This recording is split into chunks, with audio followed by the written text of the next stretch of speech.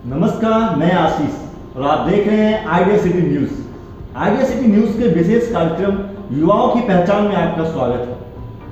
आज इस कार्यक्रम के दौर में हमारे चैनल का ये 5वां एपिसोड है और आज हमारे साथ युवाओं की पहचान में एक ऐसे युवाओं के साथ हम आपकी मुलाकात करवाएंगे जिन्होंने छोटे मोटे शब्दों को जोड़ जोड़ के एक बड़ी सी कहानी बनाई और वो कहानी आज पब्लिकेशन की दुनिया में धूम मचा रही है।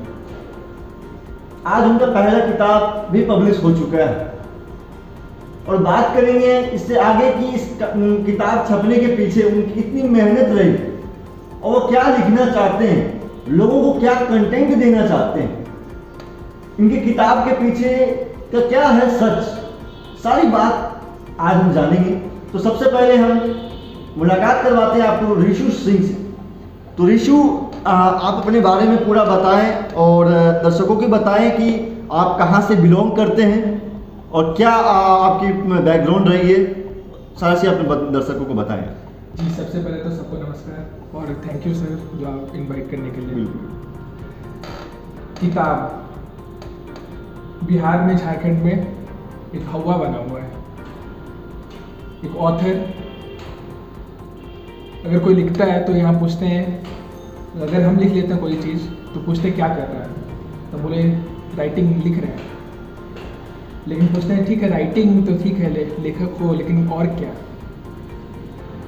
वहाँ पर सिर झुक जाता है। जो लिटरेचर है बिहार झारखंड में उसका वैल्यू नहीं है। तो इस वैल्यू को आगे बढ़ाने के लिए मेरा ये पहला कदम है। तो ऋषु, इसके लिए आपकी पहल, आप कहाँ से बिलोंग करते हैं आप? जी सर, मेरा घर है अम्या बिघा जो परवलपुर के साइड है।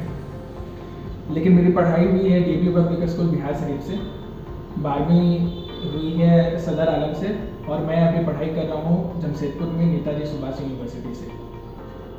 हाँ, तो ऋषु, आप इस किताब लिखने के पीछे की कहानी कब से और कैसे शुरू हुई? जी सर, कहा जाता है ना कि आपके अंदर जो टैलेंट है वो दिखने लगता है, बस उसको सराहने की ज़रूरत होती है। कक्षा 5वीं और 6वीं में जब वो छोटा भीम का वो डायग्राम जब फिगर बनाते थे तो उसी बीच कुछ कॉमेडी लिखना स्टार्ट कर दिए थे, कन्वर्सेशन, या राजू कुछ बोल रहा है या भीम कुछ और बोल रहा है। फिर ऐसे ऐसे करते करते डायरी लिखने का आदत हो गया। उसी बीच लोग नोटिस करने लगे, डिमांड करने लगे। वो जो स्कूल का नोटिस बोर्ड रहता है वहाँ पर ड्राइंग के साथ वो कन्वर्सेशन छपने लगा, वहाँ पर चिपकने लगा। वहाँ से बढ़ते बढ़ते रैप लिखना स्टार्ट किए, शायरी लिखना स्टार्ट किए, फिर ऑब्जर्वेशन करने लगे, पोइट्री लिखने लगे। उसके बाद 11वीं में बाहर जाना पड़ा मेडिकल प्रिपरेशन के लिए और वहाँ जाते ही माहौल अलग था, बिल्कुल घर से अलग था। बहुत सारा प्रॉब्लम आने लगा, स्ट्रेस आने लगा, पढ़ाई का प्रेशर बढ़ने लगा। 10वीं तक कुछ और होता है, 11वीं 12वीं और मेडिकल प्रिपरेशन, कॉम्पिटिटिव एग्जाम का प्रिपरेशन अलग लेवल का होता है। उस समय अकेले रहकर जब अकेले में रोते थे, छत पर जाकर रोते थे, तो वो सारा बात पेरेंट्स से भी शेयर नहीं कर पाते थे, ना दोस्तों से शेयर कर पाते थे, ना रिलेटिव से शेयर कर पाते थे। तो उस समय पता नहीं चलता क्या करें। फिर सबसे जो बड़ा सहारा है वो है डायरी में लिखना स्टार्ट किए। लिखते लिखते लिखते वो रूम में चिपकाने लगे, वहाँ से सराहना मिलने लगा। फिर सोशल मीडिया में उसको पोस्ट किए। सोशल मीडिया में पोस्ट करने के बाद उसका रीच बढ़ने लगा। कुछ पोस्ट वायरल हो गया, 30,000, 35,000, 65,000 तक उसका रीच जाने लगा। लोग डिमांड करने लगे और लिखिए, हम लोग रिलेट कर पाते हैं, खासकर जो स्टूडेंट है, यूथ है, रिलेट करने लगे।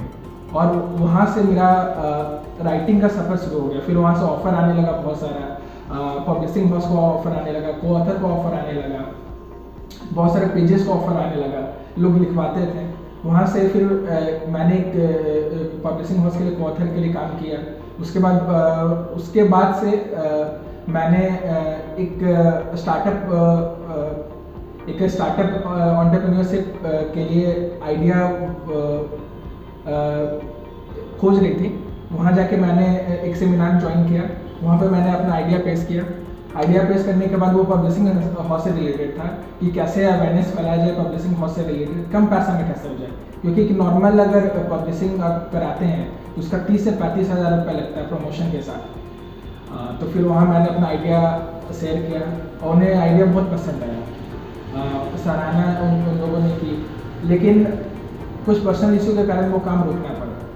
फिर खोजते एक नोशन प्रेस नाम का एक पब्लिशिंग हाउस है, वहाँ पर मैंने अपना आवेदन दिया, ये मैन्युस्क्रिप्ट था शेयर किया, उन्हें पसंद आया, उन्होंने फिर ये मेरा जो फुल ऑफ इमोशन है पब्लिश किया। उसके बाद इस बुक को ऑथर ऑफ द ईयर से सम्मानित भी किया गया। उसके बाद द पब्लिशिंग हाउस ने उन्हें ऑफर किया और मैंने फिर दूसरी किताब लिखी। जी सर। तो ऋषु, ये फुल ऑफ जो इमोशन बुक है, इसके पीछे की क्या कहानी है, आप दर्शकों को संक्षेप में बताएं कि ताकि दर्शक इससे इंटरेस्टेड होके बुक को पढ़ने की कोशिश करें और लेने की ज़्यादा से ज़्यादा कोशिश करें। जी सर। सबके मन में ऐसा ही है कि यूथ जो है, युवा जो है, किसी बदमाशी होते हैं, उनके लाइफ में कोई प्रॉब्लम नहीं होता है, लेकिन ऐसा नहीं है। बहुत सारा प्रॉब्लम, खासकर अभी बहुत सारा डिस्ट्रैक्शन है जो हम लोग को झेलना पड़ रहा है। ये बात ना पेरेंट्स को पता है, ना टीचर्स को पता है, ना सोसाइटी को पता है, और अगर पता भी है तो वो नज़रअंदाज करते हैं। कहीं ना कहीं वो अपना सोच थोपने का कोशिश करते हैं। जब मैं डिप्रेशन में था, स्ट्रेस में था, शेयर करने के लिए कोई नहीं था, तो कहीं ना कहीं वो जो डायरी सहारा था वहाँ पर मैंने लिखने लगा। और मुझे लगा, उस टाइम तक लगता था कि नहीं मेरे साथ ही ऐसा था, लेकिन ऑब्जर्वेशन करने के बाद पता चला ये बहुतों के अंदर है। तो मैंने सोचा कि क्यों ना इसे एक प्लेटफॉर्म, किताब प्लेटफॉर्म बनाया जाए और इसे सब तक पहुंचाया जाए। जो चीज़ पेरेंट्स हम लोग बहुत सारी चीज़ शेयर नहीं कर सकते, टीचर्स को हम लोग डायरेक्टली बहुत सारा बात नहीं बता सकते, सोसाइटी एक्सेप्ट नहीं करती है, तो एक हम लोग माध्यम है किताब बहुत अच्छा माध्यम है जो कि पेरेंट्स भी पढ़ सकते हैं, टीचर्स भी पढ़ सकते हैं और सोसाइटी में कोई भी पढ़ सकता है। तो फिर जो प्रॉब्लम है, जो डेली लाइफ में प्रॉब्लम आ रहा है, बहुत सारी बात हम लोग शेयर नहीं कर पाते हैं, बहुत सारा ऐसा थैंक यू बोलना है या कोई इंस्पिरेशनल कहानी है जो हम लोग शेयर करना चाहते हैं, तो वहाँ पर इसमें 12 को ऑथर से 12 लोग की कहानी है। लोगों ने अपना एक प्रॉब्लम, एक सॉल्यूशन करके इस किताब में दिए हैं। ये इससे मोटिवेशन मिलेगा और रिलेट कर पाएंगे यूथ से, और पेरेंट्स भी समझ पाएंगे। तो ऋषु, आपके इस किताब लिखने का पीछे का ये रीज़न है कि आजकल जो भी बच्चे हैं, ये युवा हैं या फिर फैमिली हैं, कई सारी परेशानियों से वो जूझते रहते हैं। जी सर। तो उन सारी परेशानियों का, सवालों का जवाब इस किताब में है। जी सर, परेशानियाँ भी और सवाल भी। जी सर। तो हम ये जानना चाहेंगे कि आपके इस किताब लिखने के बाद आपकी आगे की क्या रणनीति होगी, कि किस प्रकार आप लोगों को एक नया क्षेत्र में ये नया चीज़ देने की कोशिश करेंगे। जी सर, पहला चीज़ तो है अवेयरनेस और लाइफ। बिहार झारखंड में खासकर किताब को लेकर अवेयरनेस बहुत कम है। लोगों को लगता है कि नहीं, ऑथर बहुत कम ही लोग बन सकते हैं, किताब लिखना बहुत बड़ा बात होता है, लिखने में कोई इज्जत नहीं मिल पाता। तो पहला मोटिव यही है कि अवेयरनेस फैलाया जाए, वो स्कूल हो या विलेज हो या जहाँ अवेयरनेस नहीं है वहाँ पहला अवेयरनेस फैलाना है। उसके बाद जो इसका किताब लिखने का जो कॉस्ट हो जाता है बहुत ज़्यादा, उसको कम करना है। बहुत सारे जो टैलेंट है, भाषा के कारण हो या एक प्लेटफॉर्म नहीं मिला है या पता नहीं है, उन लोगों को एक रास्ता दिखाना है। रास्ता दिखाकर लिखनी और किताब लिटरेचर के बारे में बताना है और इसको आगे बढ़ाना है, खासकर ये बिहार झारखंड में इसको आगे बढ़ाना है। और कहीं ना कहीं ये किताब रास्ता भी दिखाएगी आगे। अगर जो प्रॉब्लम में फंसे हो या प्रॉब्लम अगर फंस सकते हैं, सारा सॉल्यूशन इस किताब में है। ये रास्ता दिखाएगी और सही पेरेंट्स हो या टीचर हो या स्टूडेंट हो, सबको ये रास्ता दिखाएगी। तो ऋषु, जिन लोगों तक ये किताब नहीं पहुंच पा रही है, अगर वो किसी कारणवश किसी बुक स्टॉल से उनको नहीं मिल पा रही है, तो वो किस प्रकार इस बुक को प्राप्त कर सकते हैं? ये सर ऑनलाइन अवेलेबल है नोशन प्रेस के साइट पे, अमेजोन पे, फ्लिपकार्ट पे, आप वहाँ से सब लोग वहाँ से खरीद सकते हैं। तो एक बात और आखिरी सवाल के बाद वो जानना चाहेंगे ऋषु, ये कि इसके आज के जो जनरेशन चल रहा है कि लोग किताब या पेपर या अखबार पढ़ना कम कर दिए, डिजिटल पे ज़्यादा ध्यान देते हैं, तो आपकी बुक को डिजिटल पे लाने की आगे की कोई प्रक्रिया या कोई सोच अब तक आपके मायने में? जी सर, डिजिटल पर लाने के लिए प्रक्रिया मैंने स्टार्ट कर दी और मैंने अपनी खुद की कंपनी रिसोर्स पब्लिकेशन करके रजिस्टर कर लिया। इसमें ऑनलाइन नई तरह से ऑनलाइन विजुअल जो है इसको लाया जाएगा, जो कि कम दाम में लोगों तक पहुंचाया जाए। पेपर बैक रहेगा ही, ई बुक रहेगा ही, और वीडियोग्राफी के तरह इसको पेश किया जाएगा, जिससे लोग बोर ना हो, किताब को भी समझें। जो लिटरेचर जो हम लोग बोलना चाह रहे हो, और छोटा हो या बड़ा, जो टैलेंट है टैलेंट से मतलब होगा, और हो सकता है वो हैंडीकैप हो सकता है डीप हो, देख ना पाते हो, तो उन लोगों के लिए हम लोग ऐसा सेटअप तैयार करेंगे जो इस प्लेटफॉर्म का फ़ायदा उठाएं। जो गरीब लोग हैं खासकर, जिनका पैसा नहीं हो, उनको ये प्लेटफॉर्म मिलेगा, और इस प्लेटफॉर्म से हम लोग अवेयरनेस फैलाएंगे। खासकर एक बात, अभी सोशल मीडिया हो या कोई भी मीडिया हो या अखबार हो, वहाँ पर मतलब ये सब बात खासकर यूथ को लेकर, क्या डिस्ट्रैक्शन है, क्या लाइफ में प्रॉब्लम आ रहा है, ये सब पर चर्चा नहीं होता है। या स्कूल से या कॉलेज है, वहाँ पर चर्चा नहीं होता है। चर्चा क्या हो रहा है, सक्सेस कैसे पाना है, लाइफ में आगे कैसे बढ़ना है, लेकिन ये कोई जान ही नहीं रहा डिस्ट्रैक्शन क्या क्या है। एक सोशल मीडिया यूट्यूब हो या OTT कोई भी प्लेटफॉर्म हो या फेसबुक को खोलते ही इतना डिस्ट्रैक्शन आ जाता है। 5 मिनट के लिए अगर कोई जाता है इंसान, तो वो 2-2 घंटा 3-3 घंटा यूज़ कर लेता है और पता नहीं चलता वो देख क्या रहा है।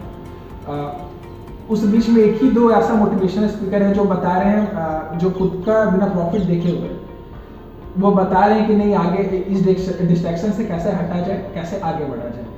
तो सबसे अनुरोध है कि आप क्या देख रहे हैं, क्या लाइफ में करना चाह रहे हैं, वो सही है कि नहीं जो देख रहे हैं। बहुत सारा वल्गरिटी है, बहुत सारा सेक्सुअलिटी चल रहा है, सिर्फ गालियाँ आ रहा है बहुत, जो कहीं ना कहीं यूथ को डिस्ट्रैक्ट कर रहा है। लेकिन इन्फ्लुएंसर अगर ऐसा कर रहा है, मूवी में अगर सेलिब्रिटी ऐसा कर रहा है, तो हम लोग जानेंगे कैसे कि हम लोग सही कर रहे हैं कि गलत कर रहे हैं। और ये गलती इन्फ्लुएंसर सिर्फ लड़का का नहीं है, ये लड़की का भी है, जो फीमेल है उनका भी है, और जो मेल है उनका भी है। तो कहीं ना कहीं इस आपके चैनल से सबसे अनुरोध है कि आप क्या यूथ को दिखा रहे हैं, क्या उनको एक मैसेज पहुंचा रहे हैं, उस पर भी कृपया ध्यान दें, और यूथ को एक अच्छा डायरेक्शन दें, और इसमें यूथ का सपोर्ट है। और मेरा आपसे भी सवाल है। जी सर, बिल्कुल। जी सर, आप बताएं कि आपके बारे में जाने हम, आप सही में आप भी एक इंस्पिरेशन है यूथ के लिए, आपका जो टीम वर्क कर रही है, तो आप बताइए कैसे आप स्टार्ट किया और कैसे क्या क्या कर रहे हैं, इतना इनोवेटिव आइडिया कहाँ से आया? देखिए, बहुत ही अच्छा लगा कि आपने मुझसे सवाल किया। दरअसल बात ऐसी है कि मैं खुद एक युवा हूँ, और मेरी सोच ये है कि मैंने जब काम करना स्टार्ट किया था, तो मैंने एक चीज़ सोचा था कि रुकना नहीं है। और मैं आज के डेट में सभी एक युवा दोस्तों को कहता हूँ कि ज़िंदगी और कामयाबी के बीच में कई सारे रोड़े पड़े हुए हैं, कई सारी कठिनाइयों का सामना करना होगा, लेकिन आपको रुकना नहीं। आपको फाइनेंशियल कठिनाई मिलेगा, आपके आस पड़ोस वाले आपको गलत साबित करने की कोशिश में रहेंगे, आपको मतलब कि हर तरह से देखा जाए तो घर वाले भी आपसे नाखुश रहेंगे कि बच्चा को इतना पैसे लगा रहे हैं, फंसा रहे हैं, लेकिन बच्चा अब तक वहीं अटका पड़ा है। लेकिन फिर भी रुकना नहीं, कहते कि आप जितना आगे बढ़ते चले जाएंगे, एक दिन कामयाबी आपको मिलेगी। कि जिस फील्ड में है उस फील्ड में हमें रुकना नहीं, हार नहीं मानना है, हमें उस फील्ड में ही लगे रहना है। अब ये है कि नहीं भाई, मैं ये धंधा नहीं चला, ये नहीं चला, तब हम तो भाई की दुकान खोल लेते हैं, कपड़े का दुकान खोल लेते हैं, जॉब पे फाइनली चले जाते हैं। भाई नहीं, अगर मेरा फील्ड IT है तो हम IT में जितने भी सोर्स हैं, हम हर सोर्स को यूज़ करते रहेंगे और आगे बढ़ते रहें। अगर हम रुक गए तो सामने वालों को कहने का मौका मिलेगा कि बच्चे में दम नहीं, और हम हर चीज़ में हार जाएं। तो हम यही कहेंगे अपने साथ को भी और अपने सारे युवा साथियों को कि आप वही करें जिसमें आपका मन लगे। जिसमें मन लगता है उस काम में अगर आपको लाख कठिनाइयाँ भी आए, फिर भी एक दिन आप कामयाबी की मंजिल पर पहुँच जाते हैं। तो हमारी काम करने के पीछे, अपने साथ युवा साथियों को साथ लेके चलने के पीछे एक यही राज है कि हम आप खुद के साथ साथ सभी को इसी मोटिवेशन पर लेके चल रहे हैं। तो इसी के साथ हम आपको काफ़ी शुक्रिया अदा करते हैं कि आप हमारे अपने कीमती समय दिए और हमारे साथ बैठ के इन बातों पर चर्चा की। जी सर, मोटिवेट करने के लिए धन्यवाद सर, बुलाने के लिए धन्यवाद सर। जैसा कि आज युवाओं की पहचान कार्यक्रम में आपकी मुलाकात रिशु से हुई, और रिशु ने बताया कि किताब, शब्द और लेखक इनका आज भी उतना ही महत्व है जितना पहले था। लाख चाय डिजिटल प्लेटफॉर्म लोगों के लिए काफ़ी ज़्यादा आज के टाइम में महत्वपूर्ण हो चुका है। हर कोई डिजिटल प्लेटफॉर्म पे, फेसबुक, इंस्टा वगैरह पे, लेकिन आज भी किताब का उतना ही महत्व है जितना महत्व आपके ज़िंदगी में पानी का, ऑक्सीजन का। तो आज रिसु के द्वारा लिखी गई किताब फुल ऑफ इमोशन, जिसका प्रकाशन हो चुका है, ये ऑनलाइन कई ई कॉमर्स साइट्स पे अवेलेबल है। इस किताब में जिंदगी के जुड़े कई सवाल और उसके जवाब भी मौजूद हैं। उनसे जुड़ा हुआ सवाल का जवाब मिलता है, लेकिन कभी उस जवाब का महत्व, उस जवाब की सच्चाई नहीं मिलती। वो सच्चाई हमेशा प्रिंट मीडिया, अखबार, किताब, उपन्यास, इन सब जगह ही मिलती है। तो आज एक युवा कम उम्र में जिंदगी का सबसे बहुमूल्य किताब को लिख के प्रकाशित किया है। इसे आप सभी पढ़ें, अपने जिंदगी में जुड़े हर सवालों के जवाब को ढूंढें। अगर आपके मन में भी कोई सवाल है तो जैसा कि रिसु ने बताया, रिसु पब्लिकेशन के नाम से इनकी साइट रजिस्टर्ड हो रही है। आप उस पर भी इनसे डायरेक्ट कांटेक्ट करके अपने जुड़े सवालों का जवाब कर सकते हैं। इसी के साथ आज का यह हमारा एपिसोड युवाओं की पहचान समाप्त होता है। अगले एपिसोड में मैं किससे खास युवा से आपको मुलाकात करवाऊंगा। इन सब से जुड़े रहने के लिए आप हमेशा देखते रहें आइडिया सिटी न्यूज़ नेटवर्क।